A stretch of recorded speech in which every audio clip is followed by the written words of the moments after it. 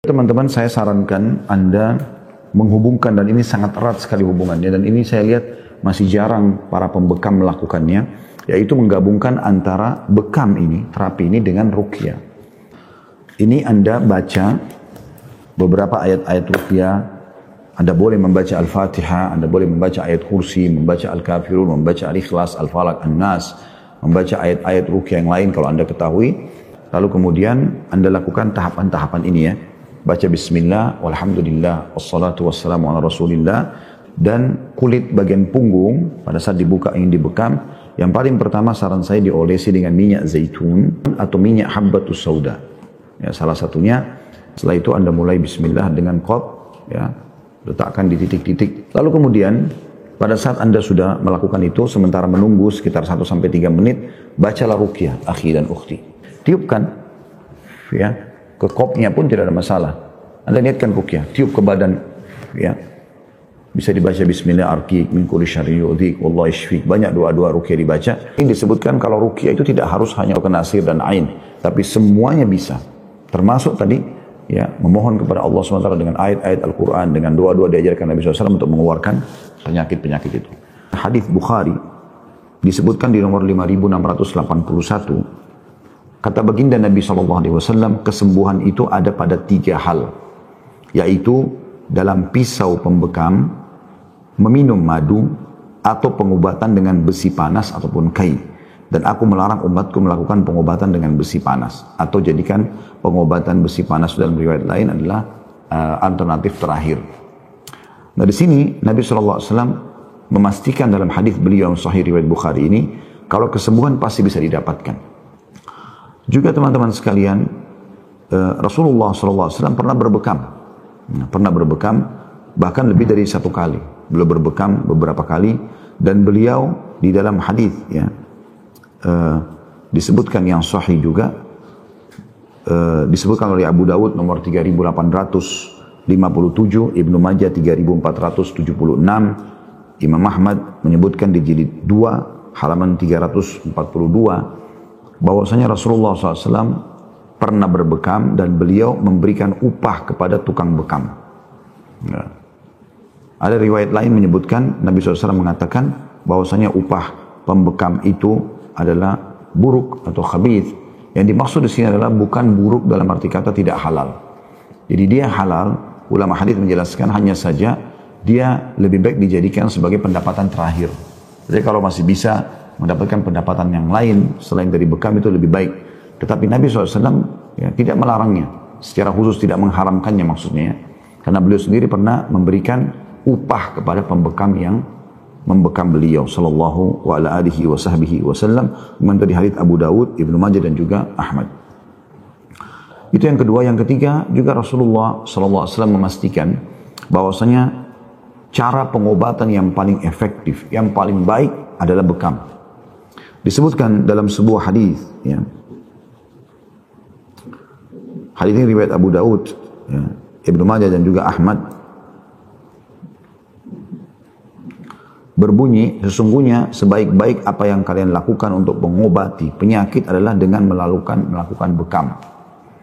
Jadi Nabi SAW mengatakan, sungguhnya sebaik-baik cara kalian berobat, artinya bisa efektif, cepat sembuh, jangka waktunya juga pendek, nggak perlu lama-lama, yaitu berbekam. Saya subhanallah punya pengalaman banyak sekali dalam masalah ini. Saya pernah divonis oleh dokter, teman-teman sekalian, sampai pada tingkat MRA waktu itu ya. Itu dianggap ada urat terjepit ya di bagian dekat tulang ekor, subhanallah. Dan saya setiap kali jalan gitu, saya merasa kram bagian paha belakang. Subhanallah, tiba-tiba saja pada saat itu ya. Dan saya pada saat itu ada undangan ke luar negeri di musim dingin lagi. Maka saya sempat telepon seorang teman saya ya, dan beliau memang biasa membekam ya. Karena kalau saya rasa sudah seperti ini, saya mengajak teman-teman yang biasa berbekam, lalu saya berdiskusi sama beliau yang bersama-sama. Intinya teman-teman sekalian, di bekamlah ada 5 titik pusat di daerah yang saya merasa sakit ya, di sekitar tulang ekor. Itu yang dilakukan oleh teman saya dan dibekam di situ. Subhanallah, alhamdulillah sampai sekarang perubahan total terjadi. Walaupun kadang-kadang masih ada sedikit, tapi sudah tidak ada. Bisa dikatakan sembuh alhamdulillah.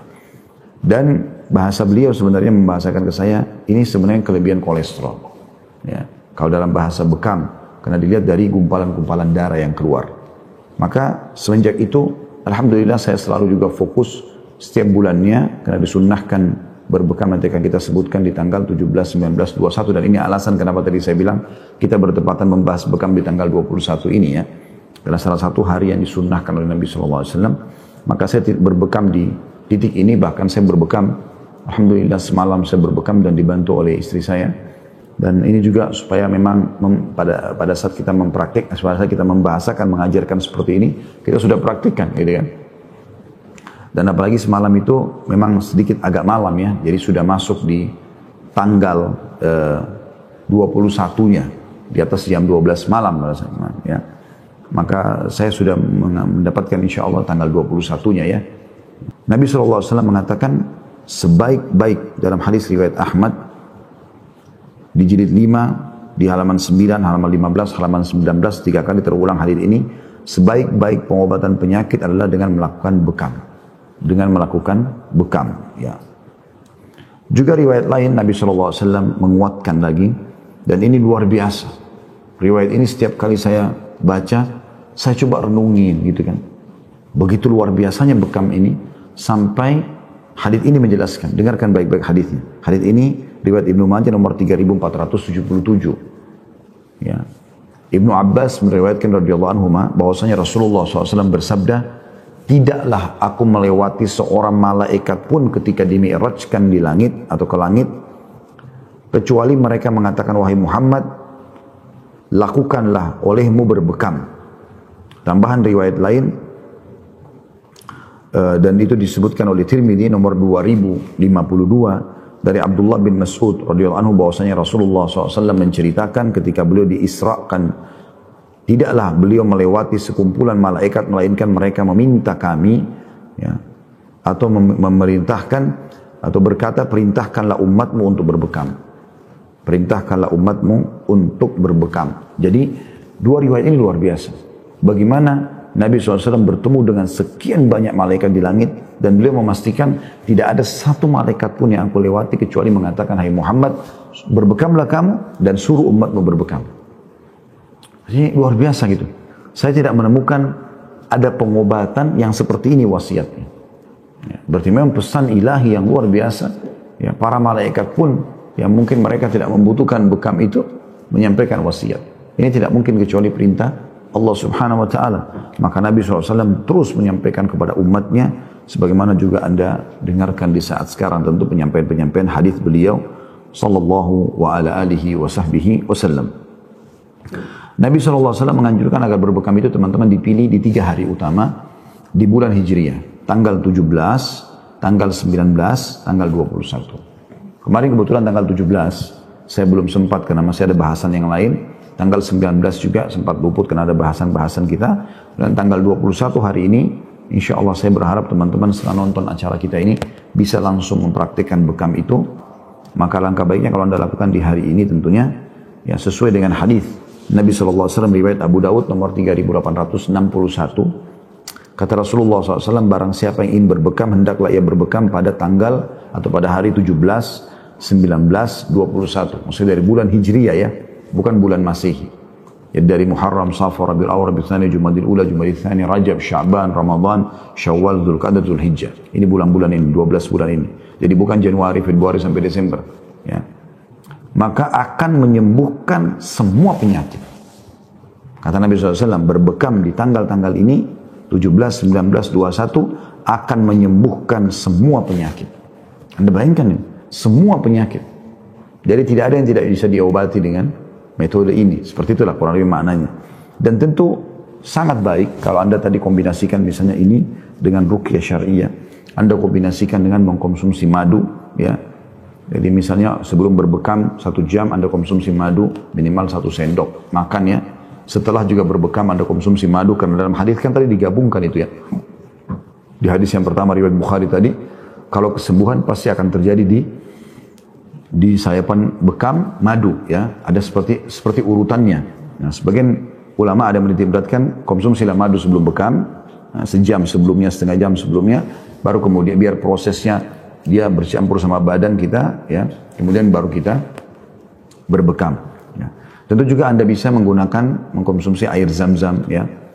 Ini juga sangat bagus ya kalau ada air zam-zam di rumah, itu Anda bisa gunakan atau bisa dibeli atau disiapkan semacam semprotan seperti ini. Ya, jadi bisa disemprot juga titik-titik itu dengan air zam-zam sambil dibacain ayat ruqyah. Setelah itu ya dibiarkan dia kering dengan udara, baru diolesi dengan minyak zaitun atau minyak habbatus sauda, barulah kemudian Anda mulai mengopnya. Ya. Tentu riwayat ini bukan berarti kata sebagian ulama tidak boleh berbekam di selain tanggal ini. Tapi ini adalah yang terbaiknya. Terutama bagi Anda yang punya penyakit, ya. Misalnya memang Anda punya penyakit dan Anda harus berbekam beberapa hari, ya, proses. Seperti pernah ada seseorang yang kena diabetes di Saudi sudah bertahun-tahun, hanya dia berbekam melalui salah satu pembekam, dan saya kenal baik pembekamnya, Masya Allah, orang itu sembuh. Jadi dia dibekam selama 3 hari berturut-turut, ya.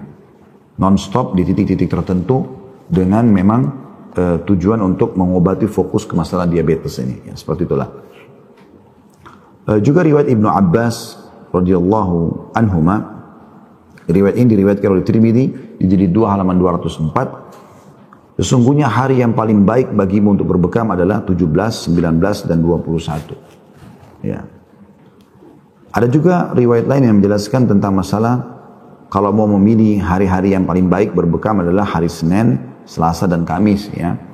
Tetapi tentu ini kalau tidak bentrok dengan tanggal. Kayak kita kan sekarang tepatnya kenanya hari Rabu, ya, tanggal 21. Bukan berarti Anda tidak boleh berbekam, karena memang dalam riwayat disebutkan dan hindarilah Rabu, Jumat dan Sabtu juga Ahad. Maksudnya di sini adalah yang terbaiknya. Kalau bertepatan alhamdulillah tanggal 17, 19, 21 dengan hari Senin, Selasa, Kamis, maka sangat bagus gitu kan. Salah satu dari hari-hari ini, ya. Nah, kalau tidak, asal bertepatan tanggalnya tidak ada masalah walaupun kenanya hari Rabu, Jumat ataupun Sabtu dan Ahad. Karena memang yang dititik beratkan adalah tanggalnya dulu, baru kemudian pemilihan harinya.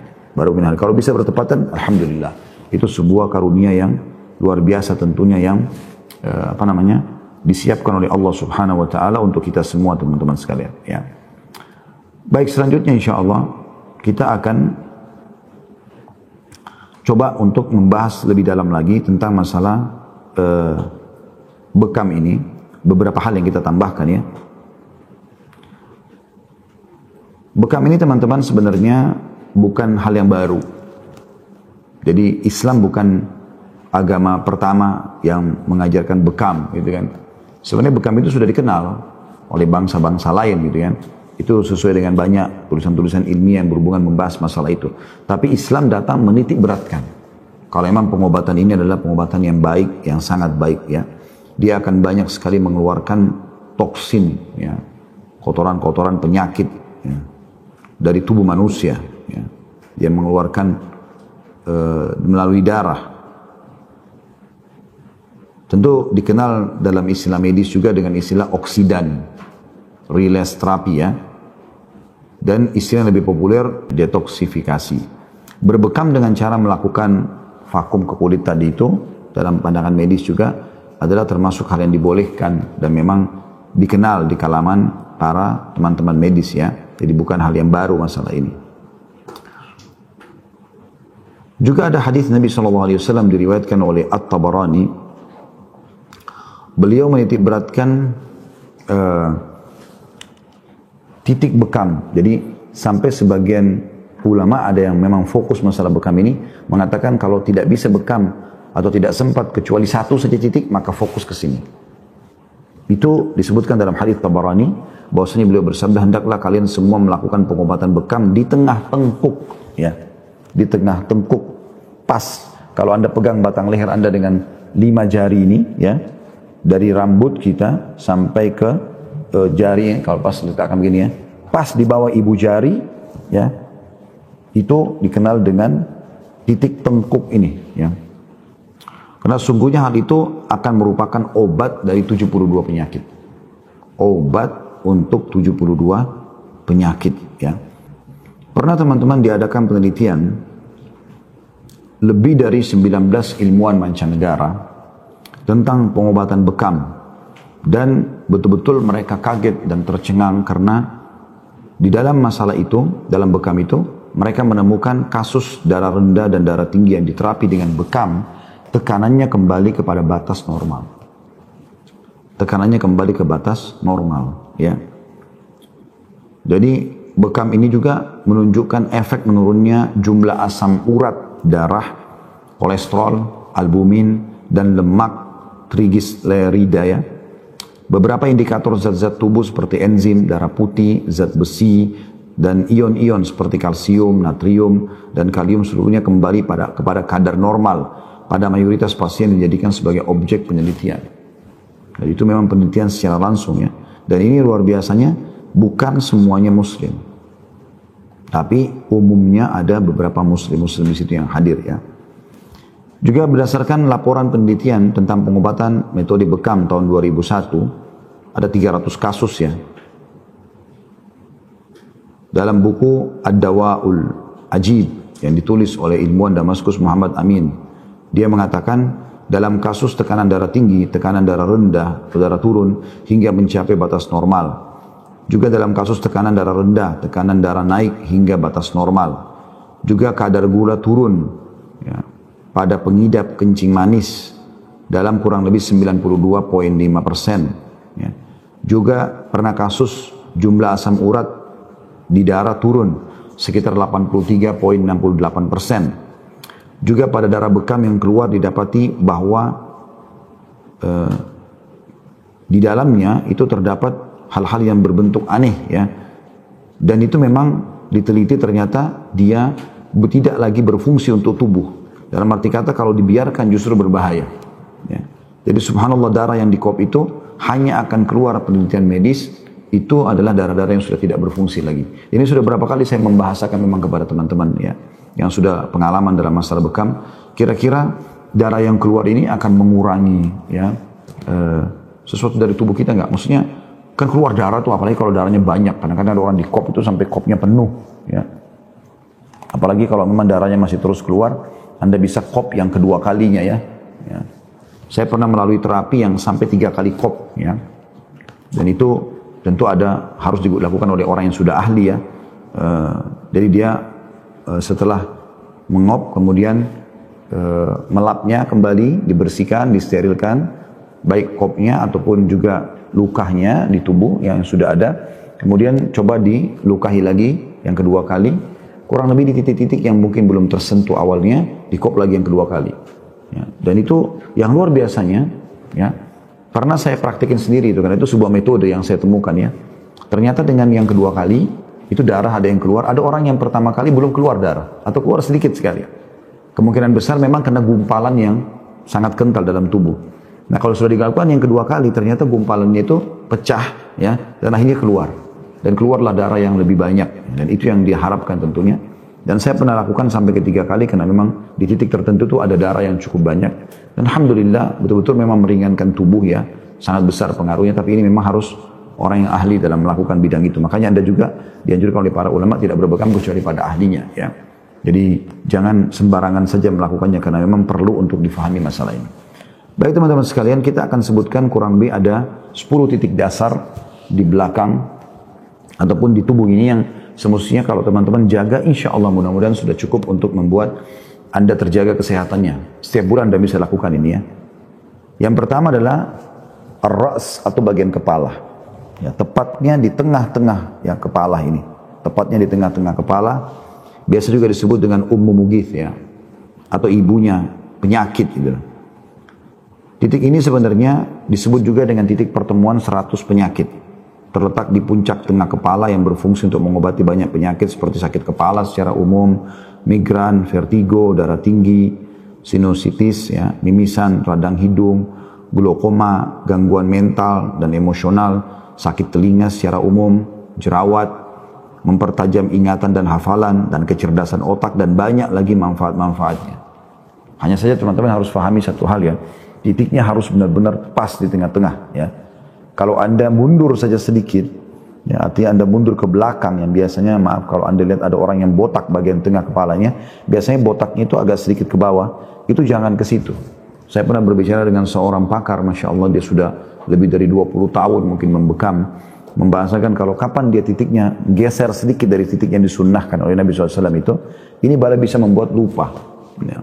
Oleh karena itu harus hati-hati. Kemudian titik yang kedua dan ketiga adalah titik yang dikenal dengan akhdain, sisi kanan dan kiri. Maksudnya adalah urat leher ya. Urat leher sebelah kanan lebih cenderung ke belakang dan sebelah kanan dan juga sebelah kiri. Jadi bukan di tengah-tengah leher ya, tapi lebih cenderung ke belakang. Kalau Anda pegang ada seperti otot keras di sini ya. Di bagian pas pinggiran tengkuk kita, kiri kanan, disitulah dibekam ya. Dan fungsinya bisa mengobati sakit pusing di kepala, sakit nyeri pada gigi, nyeri punggung, leher kaku, TBC, kelenjar limpe, ya, muka bengkak, tuli mendadak, radang tenggorokan, radang kaku, telinga mendengung, ya, gondongan dan penyakit-penyakit lainnya. Itu titik 1, 2, 3 ya, bagian kepala dan 2 bagian leher. Kemudian titik yang keempat dikenal dengan al-kahil, ya. Ini terletak di punuk leher belakang pada ruas pertama tulang belakang. Maksudnya tadi saya bilang, coba Anda letakkan 5 jari Anda ini dari rambut yang terakhir itu sampai ke ujung tengkuk leher kita, pas di situ, di bawahnya jari kita ini, disitulah titiknya yang tadi sudah disebutkan oleh Nabi SAW, bisa mengobati 72 jenis penyakit. Dan ini kalaupun Anda tidak sempat melakukan bekam kecuali 1, maka di sini titik ini yang paling penting, di tengah-tengah sini ya. Dan perlu Anda ketahui, insya Allah dengan bekam di punggung itu sudah menarik seluruh ya, darah yang kotor dari tubuh. Jadi tidak usah khawatir. Berarti tidak harus juga dari seluruh tubuh kita, dari depan, dari belakang semua. Kecuali memang Anda punya penyakit-penyakit khusus, itu pun harus ahli yang luar biasa yang hanya bisa membekam di bagian depan ya. Ada titik di bagian depan yang bisa dibekam, tapi itu harus ahlinya ya. Termasuk di sebagian daerah wajah ya. Nah ini di daerah kahil ini pas di bawah tulang atau tengkuk ya, pas masih masuk di tengkuk sebenarnya, tapi di ujung sekali itu bermanfaat mengobati radang, selaput otak, asma, bronkitis, TBC, kejang dan sakit kepala, batuk, flu atau pilek ya, leher kaku, punggung nyeri, peradangan pada tulang sendi ya, penyakit epilepsi atau ayan, nyeri otot punggung dan pundak, gangguan pada mata, gangguan pada jantung, darah tinggi dan lain-lainnya. Titik 5 dan 6 dikenal dengan titik al-katifain, kanan dan kiri, terletak di bahu kanan dan bahu kiri. Ya, pada titik ini pernah Rasulullah SAW dibekam pada saat beliau diracuni oleh seorang wanita Yahudi di Khaybar. Ya. Dan Anda bisa di layar insya Allah itu ada, teman-teman akan coba taruh ya, titik yang ada di punggung kanan dan kiri ya. Dan ini bisa mengobati secara stroke, memperlancar peredaran darah ke kepala dan tangan, serta untuk mengobati rasa nyeri pundak dan lainnya. Kemudian titik 7 dan 8 itu dikenal dengan al-warik, baik itu sisi kanan atau sisi kiri, atau terletak di pinggang kanan dan pinggang kiri. Kurang lebih sejajar dengan pusat perut kita. Ya, kalau ditarik ke belakang, maka sisi kanan dan sisi kirinya ya, di bagian belakang tubuh. Ini berfungsi mengatasi masalah ginjal, sulit kencing, masalah usus, pankreas, organ reproduksi, haid tidak lancar, serta memperlancar peredaran darah ke bagian bawah tubuh. Yang ke-9 dan ke-10 dikenal dengan zahirul qadamain, sebelah kanan dan kiri, tepatnya di tengah-tengah betis bagian belakang. Ya. Di tengah-tengah betis bagian belakang, untuk mengobati masalah pada kandung kemih dan saluran kencing, mengatasi asam urat, sakit pada betis karena kecapean, serta memperlancar peredaran darah pada kaki ya. Ini titik-titik tertentu yang bisa digunakan ya, kurang lebih ya 10 titik ini ya, yang sangat dianjurkan untuk dibekam ya. Tetapi teman-teman sekalian, kalau ada titik-titik tertentu yang lain yang Anda rasa, saya pernah masuk ke salah satu tempat bekam yang terkenal di kota Madinah. Dan itu memang juga di situ orang-orang yang sudah belasan tahun, ya, 17 tahun, 20 tahun bekerja di situ.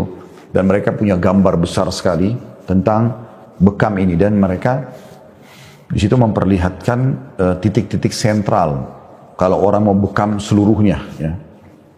Kepala ada tambahan 2 titik selain di tengah-tengah, maka di kiri kanan sebelah kuping. Ini tambahan kalau Anda mau seluruh tubuh ya. Jadi di kiri kanan bagian sebelah kuping tepatnya. Pas sebelah kuping tapi di bagian kepala itu 2 kop di situ dan 1 di bagian atas. Jadi 3 ini sudah cukup untuk menarik seluruh yang ada di kepala insyaAllah. Itu tambahannya dari 10 titik tadi berarti sudah 12. Kemudian juga ada tambahan lagi. Anda bisa meletakkan 2 titik tambahan pas di atas pundak ya. Di sini ada seperti otot. Ya. Ini Anda bisa letakkan 2 pas di sini ya. Ini saya pernah lakukan metode ini dan saya rasakan manfaatnya sangat besar sekali di 2 titik ini. Ya. Ini tambahannya berarti sudah 14 ya. Kemudian Anda bisa menambahkan di bawah tadi al-kahil ya. Di bawah al-kahil atau tepatnya tadi di bawah punuk itu ya, pas di bawah punuk itu. Itu Anda bisa tambahkan, Anda pegang tulang belakang Anda ya, atau tulang belakang pasien itu. Kemudian Anda letakkan per ukuran 4 jari itu 2 kop kiri kanan. 4 jari kop, 4 jari kop, terus sampai ke bawah. Ya, itu akan nyambung nanti dengan 2 tadi yang sejajar dengan pusat kita, tapi dia nyambung. Jadi nanti belakang kita itu kayak dipenuhi di sekitar kiri kanannya tulang belakang itu dengan kop-kop ini. Kurang lebih jaraknya antara 2 sampai 4 jari ya. Nah, itu diletakkan kop lagi terus sampai ke bawah. Kemudian Anda bisa menambahkan juga titik ya di paha bagian tengah di belakang. Di paha di bagian tengah di belakang, jadi seperti betis tadi, tengah-tengahnya maka ini di bagian pahanya. Seperti itulah. Dan bagi Anda yang punya asam urat yang kronis ya, yang sampai susah jalan dan seterusnya itu, maka bisa Anda kop di bawah mata kaki sedikit lebih dekat ke tumit ya. Di kiri kanan ya.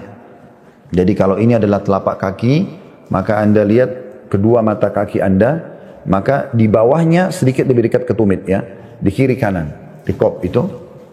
Dan ada 1 titik pas di dekat kelima atau kelima jari-jari kaki Anda di tengah-tengahnya. Ini insya Allah untuk asam urat ya, sangat efektif. Insya Allah sangat efektif. Ya. Jadi Anda kalau tarik dari situ, biasanya justru keluar darah yang sedikit agak gelap ya. Jadi di kanan bisa 3 kop kaki dan di kiri juga bisa 3, di telapak kaki maksud saya. Ini insya Allah di bawah mata kaki di kiri kanannya sedikit lebih dekat dengan tumit, di kop di situ biasanya kopnya lebih kecil dari ini ya. Ini agak besar. Kemudian ada di pas di dekat kelima jari kaki Anda, di tengah-tengahnya di situ juga di kop insya Allah.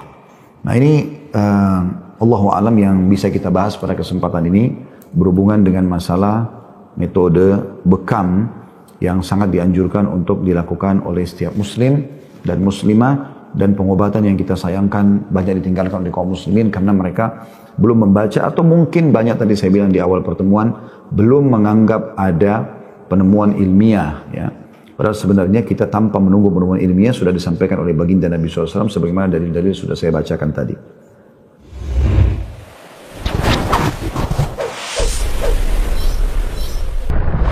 Dakwah semampumu.